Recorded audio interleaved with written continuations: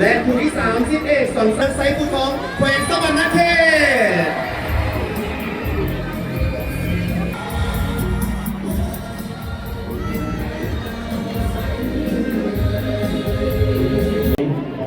ประธานสำหรับครั้งที่2แมตช์ได้จัดขึ้นในปี 1987 อยู่แขวงสวรรณเขตที่ได้รับเกียรติเป็นเจ้าภาพแข่ง12ประเภทกีฬาด้วยกัน มีคณะนำและนักกีฬาเข้าจัดขึ้นในปี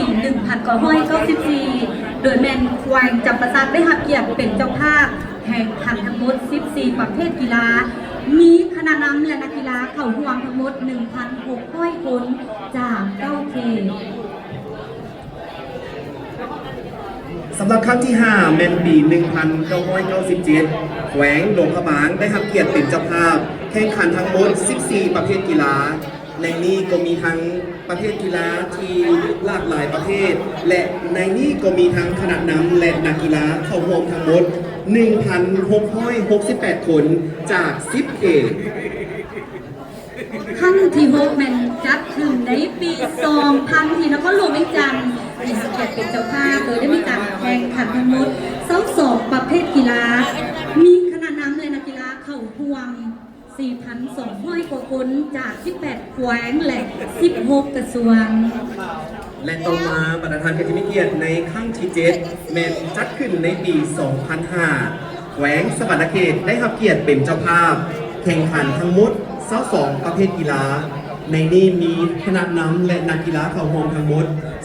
4,426 คนจาก 17 แขวงและ 13 กระทรวง ส่วนรอบครั้งที่8จัดขึ้นในปี 2008 โดยแมนแขวงจำปาสักได้รับเกียรติเป็นเจ้าภาพแข่งขันทั้งหมด24ประเภทกีฬา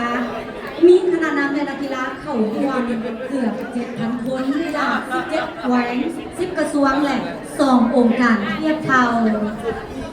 และต่อมาที่ครั้งที่9ซึ่งได้จัดขึ้นในปี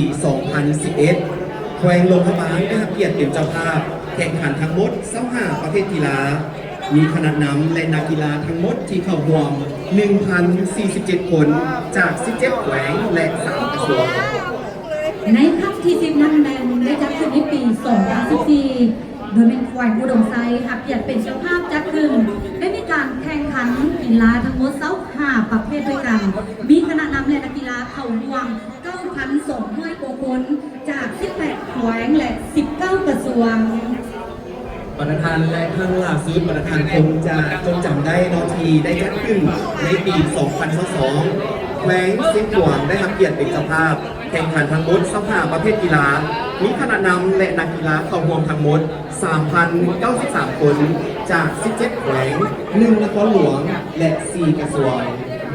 ประธานได้มีเกียรตินั่นก็เป็นประวัติความเป็นมากับการจัด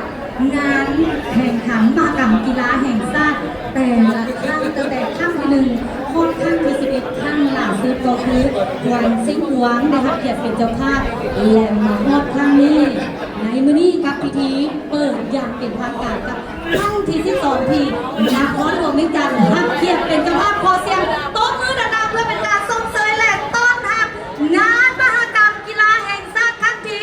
12ที่นครหลวงเวียงจันทร์ เจ้าประธานที่มีเกียรติและสำหรับวาระของงานของพวกเราในครั้งนี้ก็มีหลากหลายวาระซึ่งก่อนอื่นหมดจะให้ประธานนั้นได้เข้าร่วมอีกหนึ่งวาระที่สำคัญที่จะเป็นการต้อนรับประธานอย่างเป็นทางการ และก็จะเป็นการต้อนรับประธานเข้าสู่งานมหกรรมแห่งชาติครั้งนี้ที่สำคัญก็มีหลากหลายก้อนกำลังที่จะเดินสวนสนามอยู่สถานที่แห่งนี้สนามกีฬาแห่งชาติหลัก16และที่สำคัญณโอกาสนี้ก็จะต้องขออนุญาตให้เซิร์ฟประธานนั้นได้พบกับการแสดงในสุดทำอิฐกันก่อนสำหรับการแสดงสุดทำอิฐเป็นการแสดงที่เชื่อได้มาในหลายท่านคงจะประทับใจผู้สึกตื่นเต้น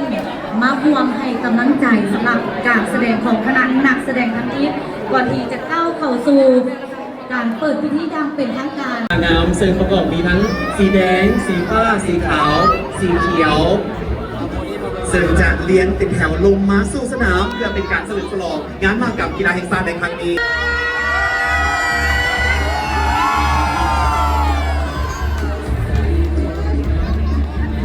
สำหรับ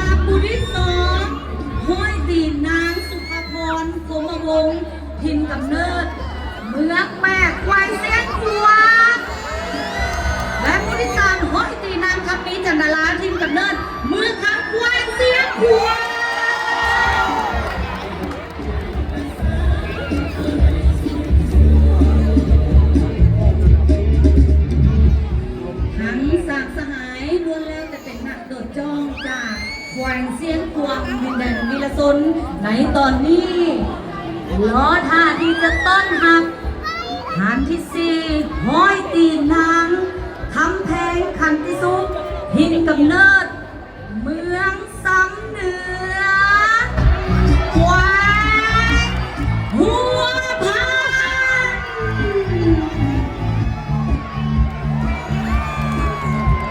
ลงมาอย่างสง่างามสวยงามและทรงบุญแบบ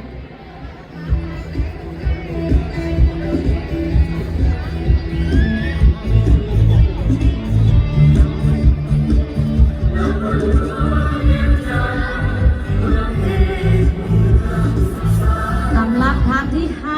5 มาพร้อมกับถุงทิวสีฟ้า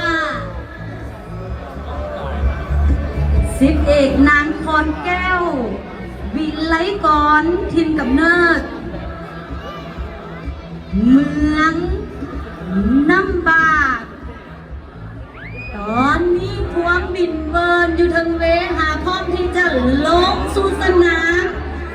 ครับคนแก้ววิไลกรจากเมืองน้ำบากมาล่วงพระบาท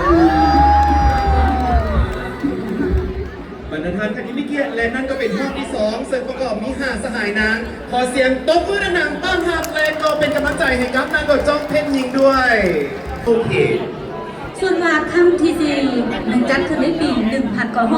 1994โดยแมนควายจำประสาทได้หับเกียรติเป็นเจ้าภาพแห่งขันทั้งหมด14ประเภทกีฬา มีคณะนำและนักกีฬาเข้าร่วมทั้งหมด 1,600 คนจาก9เขต สำหรับครั้งที่5เมนปี 1997 แขวงหลวงพระบางได้รับเกียรติเป็นเจ้าภาพ แข่งขันทั้งหมด 14 ประเภทกีฬา ในนี้ก็มีทั้งคณะนำและนักกีฬาเข้าร่วมทั้งหมด 1,668 คนจาก 10 เขต